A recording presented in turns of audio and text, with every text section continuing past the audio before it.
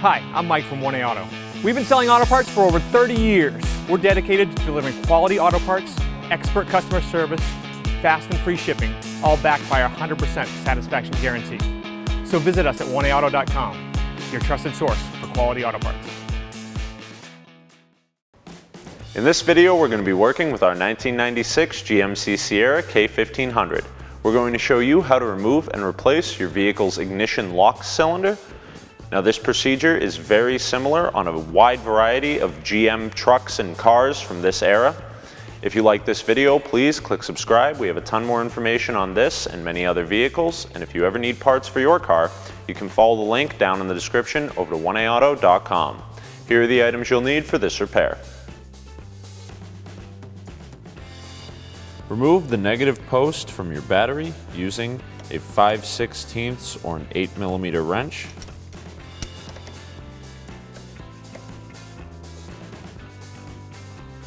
Be very careful, this wrench isn't long enough, but if you have a longer one, you may be able to hit the positive battery terminal with it. You want to be very careful you don't do that.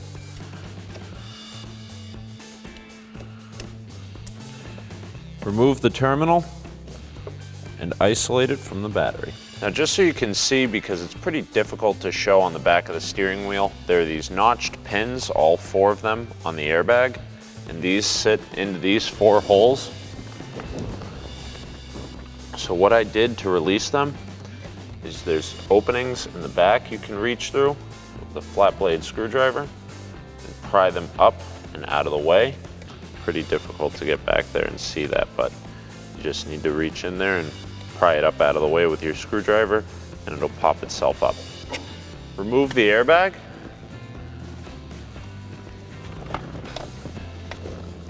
Just a little hook on the harness. Need to disconnect to get this out all the way.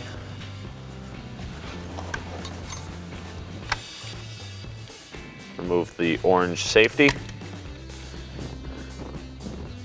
You may need a screwdriver to release the electrical connector here. Put your seatbelt through the steering wheel. This will help to hold it while you break the 21mm bolt in the center loose. Release your seatbelt and remove it from the wheel. Make sure that the steering wheel is nice and straight and flat. Finish removing the 21mm nut and wiggle the wheel or hit the back sides. Now, if you can't just knock the steering wheel off by hand, you can use a steering wheel puller. This is actually kind of a universal puller.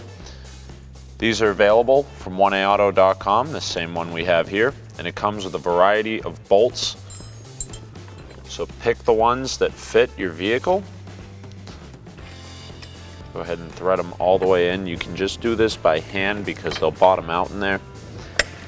If you try to get them much tighter than that, you could risk damaging something underneath. Once those are in, install the center bolt. Tighten that down until it bottoms out on the center bolt of the steering wheel. Remember to try to keep this straight. Using a 19mm socket and ratchet and holding the wheel straight, tighten down the center bolt.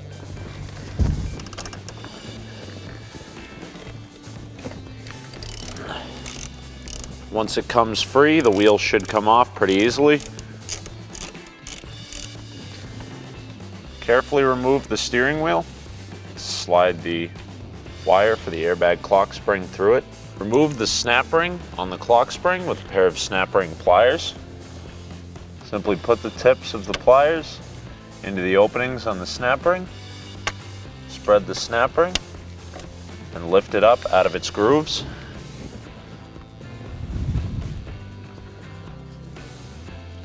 Slide the snap ring off.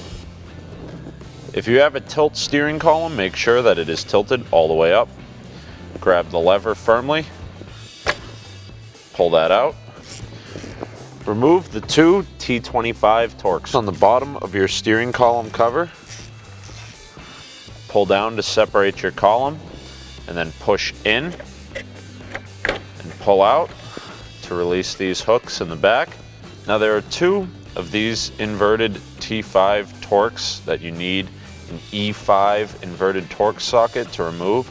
However, if you have a 6.4 millimeter, it fits on there pretty snug, and as long as you go careful, you should be able to spin them right out.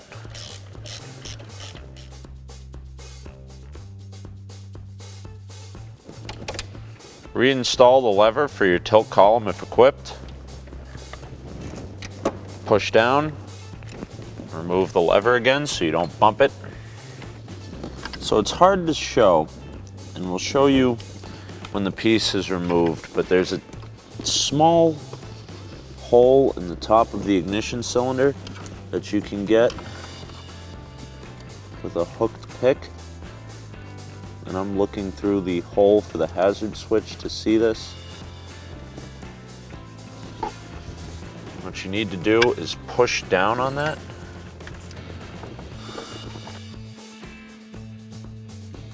You want to hold your key like you're trying to start it, and then push down on that little hole, and you'll feel it release.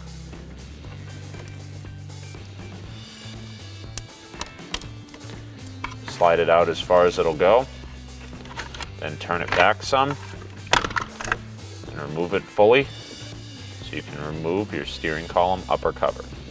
Now, just to give you a better idea of what we were doing with that cover on top, and yours will be right here blocking your view, but you can look through, reach into this hole, key to the start position, push down, pull out, remove your pick, rotate backwards, and remove your cylinder.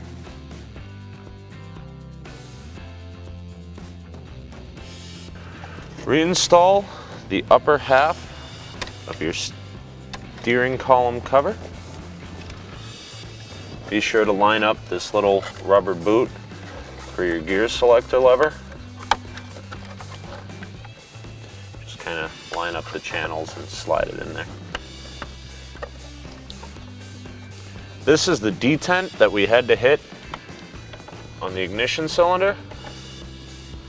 So slide that back in. Make sure your key is in all the way before you start doing this. Slide it all the way in. Turn it forward and back to make sure it engages. Reinstall your tilt lever. Place one hand firmly on top of the steering column.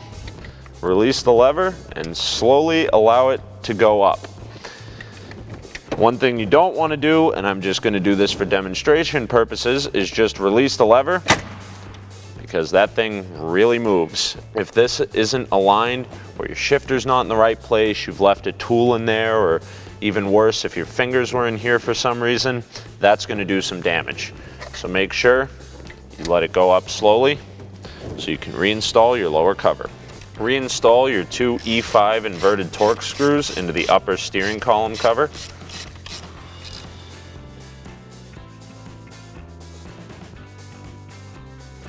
Remove the tilt latch rod again. And now these hooks need to slide in and under and then pull forward to engage. Line up the lower boot for your gear selector after you've set the hooks in the back of your column cover.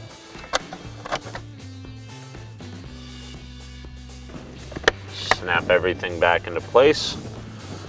Once it's lined up, reinstall your two T25 Torx screws in the bottom of the column. Reinstall your tilt lever. Carefully reinstall the harness for your clock spring, and then pull the alignment pin out of your new part. Reinstall your wheel onto the splines. Now, one of the cool things about these wheels is they have a keyed spline, so you can see I can't get it on, and then it lines up and falls right in. Install the 21mm nut as tight as you can. Torque the steering wheel nut to 29 foot-pounds. Make sure to attach the harness back into its clips, as well as the one on the airbag. but we'll reconnect our connector and install our safety tab first.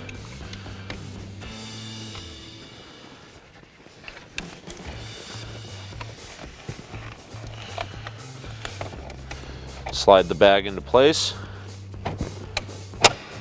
and just push it in firmly to engage all 4 clips. Now, the most important step anytime you work on your airbags or anything that has to do with the airbag system is put your key in, turn it to the run position, then reconnect your negative battery terminal. Remember to tighten this down with a 5/16 wrench. Now, the reason we do this in the order that we did is power just came back on in the vehicle and our key is already on. So if anything bad had happened with the airbag, like a chafed wire or some other issue, the bag would have deployed now while we're out here safely under the hood, rather than once we get in the vehicle and turn the key and we're sitting right in front of it. While airbags are meant as a safety device, in improper conditions, they can be very dangerous. Thanks for watching. Visit us at oneauto.com for quality auto parts, fast and free shipping, and the best customer service in the industry.